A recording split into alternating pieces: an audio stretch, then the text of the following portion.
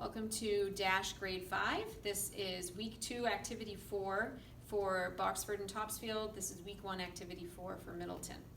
This activity is called Lunchtime in the Cafeteria. It's a spinal cord simulation where the children will be using wheelchairs. So the first thing you want to do with your group is to read the scenario, word for word. This scenario is, while horseback riding in the Rocky Mountains, your horse gets spooked by a wild turkey. You get thrown off, landing on your back, and are unable to feel or move your legs. You have a spinal cord injury and are paralyzed from the waist down. You must use a wheelchair in order to get around. So the materials required for this activity are 2 wheelchairs. You are going to have a chair and a long table and cones provided from the gym teacher, so that will be there for you. So you have 2 wheelchairs. You're going to have 2 slide boards, or is there just one slide board? At least one slide board. I believe they both have a slide I think they both have 2, yep. There will be 6 cafeteria trays, 6 bowls, and wooden blocks. So the first thing that we're going to do is just show you briefly how to use the wheelchair.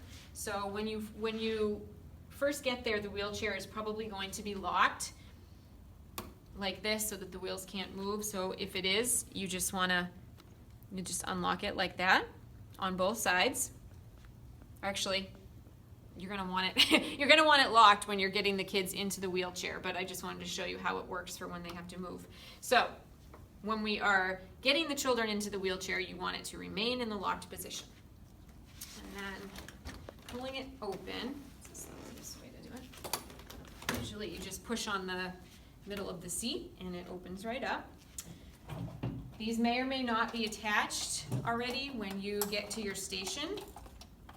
So there are going to be footrests, and there should be one for the right and one for the left. I think we're on the opposite. Now the way these go on, that's not right, is to slide. You kind of have to start it.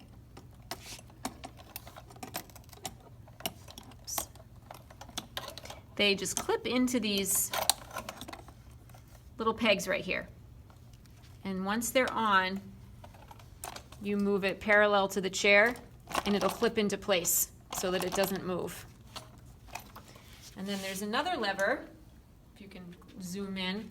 This lever right here puts it down so the child can rest their leg and their foot on the rest. Just 1 second, because this is not cooperating. Is it the wrong one? No, it's not cooperating. This takes me forever sometimes. There we go. Okay. All right. So we've got 2 on.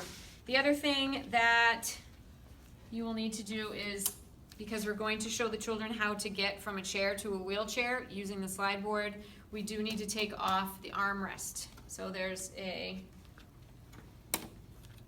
just one of these little things, you push them in and it comes right off. It's super easy. Okay. Now when we demonstrate to the students how to get from the chair to the wheelchair, you want to move it pretty close. The slide board is half on the chair, half on the wheelchair, and you want to encourage the kids not to use their legs, because in this scenario they don't have the use of their legs, so it's much easier when you're using your legs, so try to encourage them not to. You're going to sort of scoot your way up over the slide board and into the wheelchair, which the kids have a much easier time doing than I do when I'm demonstrating. Okay. All right. Put the arm back in. And the arm has to go back in.